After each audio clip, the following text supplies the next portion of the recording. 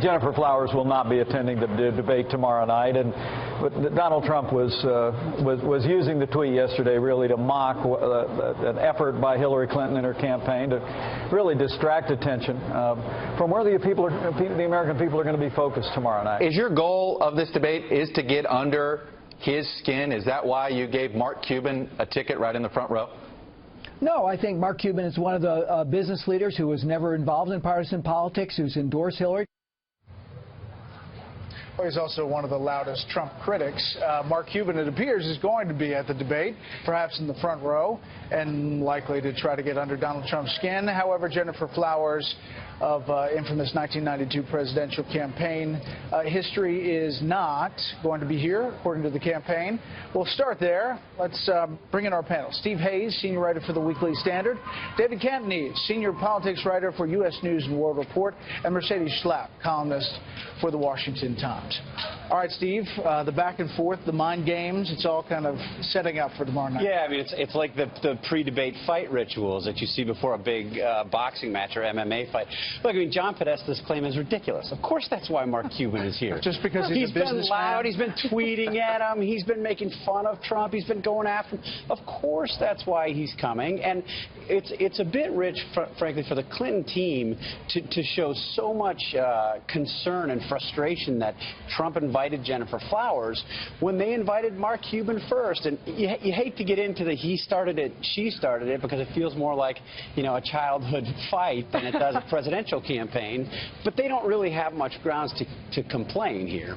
I saw that debate in high school, I think, where they sent somebody in there. You said the ex-girlfriend. Look, the Clinton campaign's showing their cards. They're trying to lay the bait for Trump, and he responded already via Twitter. I think tomorrow it will be about, can both of them avoid their stereotype, right? And for Trump, that means not saying something crazy or stupid for 90 minutes. For Hillary, she can't tell a lie.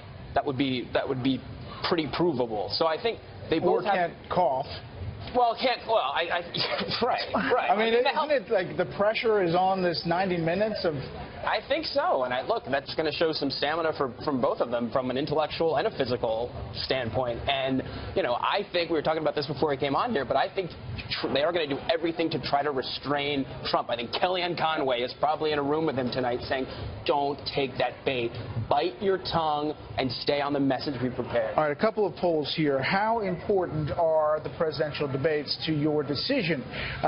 Extremely or quite important, 34%. Somewhat or not important, 65%. Then a tracking poll. How likely is it that you will watch the first presidential debate? You have very likely, somewhat likely, not too likely, or not at all, but it adds up to a significant portion of this poll, and that tracks with other polls as well. And then take a look at our special report average of recent polls. It's about 5 of the most recent national polls, and it has Clinton up about 3.6 nationally, but obviously, Mercedes, it depends on the poll.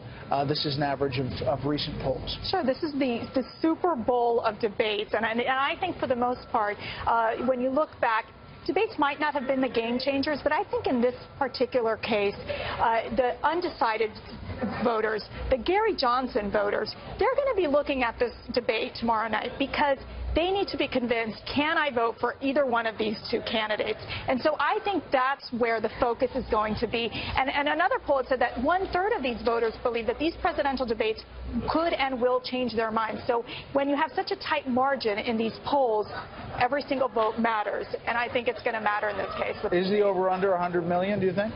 I mean, that would be incredible. I wouldn't be surprised. Look, we saw significant interest from voters, Republicans and non-Republicans, in the primary debates, particularly on the Republican side, because of the participation of Donald Trump. Whatever you think about him, whatever you think about his policies or lack of policies, people want to see what's going on. People believe that Donald Trump makes things interesting. It's why he had ratings for The Apprentice. It's why I think he helped bring in ratings for the Republican debate. The previous record, Dave, was 1980, and that was roughly about 80 million. But remember, there was only one debate that cycle, and it was really kind of close to the election. Ronald Reagan there and Jimmy Carter. I think you're looking at a situation where you could see much more than that. Absolutely, and I think the first 30 minutes are going to be so key. I mean, I was looking at the ratings.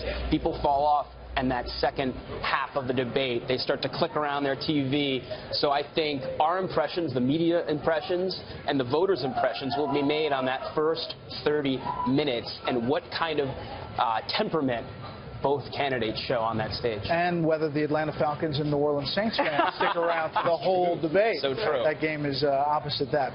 Final thing here, the backdrop of what these questions could be. You know, obviously Charlotte, the release of this police video today, both campaigns weighed in on that, were asked about it today. Take a listen to Mike Pence and Joe Bennett. We need to step away from efforts by Hillary Clinton and others to paint law enforcement in this country with the broad brush of racial bias. Donald Trump and I don't believe that law enforcement in this country is a force for racism or division. The police say that Keith Scott was armed. Well, right now they say that. Have they said their video shows that clearly? I think we ought to wait for the end of the full investigation. So, you know, it's dealing with this explosive situation, how both candidates are handling it. Right, and it's very difficult to give a simple solution to a very complicated problem. And you do see that in this political environment, they're taking sides to a certain extent. You see the Trump campaign looking more at being very supportive of law enforcement. You see Hillary Clinton really saying we've added 2 more names to black men who have been killed by police officers. So these political solutions, I think, are dangerous because of the mere fact that race relations in this country are deteriorating right now, and I think it's very impactful. And politically, Dave, I mean, I think it will be a top topic for both these candidates to address, and I think there'll be a stark divide. I think for Trump, it'll be interesting if he doubles down on the stop and frisk proposal that he said that should be implemented in Chicago, and also screening. He said that needs to be done. Profiling. That's the policy he wants to implement. He hasn't detailed exactly how he would do that or what standard he would use, but I think that will be drilled upon tomorrow night. But that law and order pitch, does it play certain states? Does this issue divide perhaps other states that perhaps wouldn't have been involved had it not been for this evolution of these incidents? Yeah, I think it does. I think if he sticks to a general law and order pitch and says we've got to show greater respect for law enforcement, it's not the case that that there's this rash of law enforcement running around looking to shoot African Americans, as you might conclude if you were just listening to Black Lives Matter. But at the same time, if he goes too far in the details, talking about some of the policies that Dave mentioned that Trump has proposed or advocated in the past, I think he risks alienating those same suburban women voters that he so desperately needs. 90 minutes, it's tough not to get into detail. Especially when it's just one-on-one. I mean, one of the things that I think Trump was able to do in the primary debates, because there were so many people up on stage, is avoid getting into details. So you ask him about anything, and he would say, well, I'm going to make great deals, and our politicians are stupid, and that's his answer. You can't get away with that for 90 minutes. Oh, I agree. I think it's going to be the unpredictability factor. That is why I think we're going to see so many people watch the debate, because for Donald Trump, he's going to need to explain not only the overall vision, but there will be a need to go into a bit of detail without getting lost in the weeds. This is where Hillary Clinton gets into trouble. She gets too much in the weeds, and then she appears too wonky. So it will be, but I think what people are going to be looking at is subjective, body language, demeanor, temperament. They want to see if these 2 individuals can be presidential, and that's going to be the key.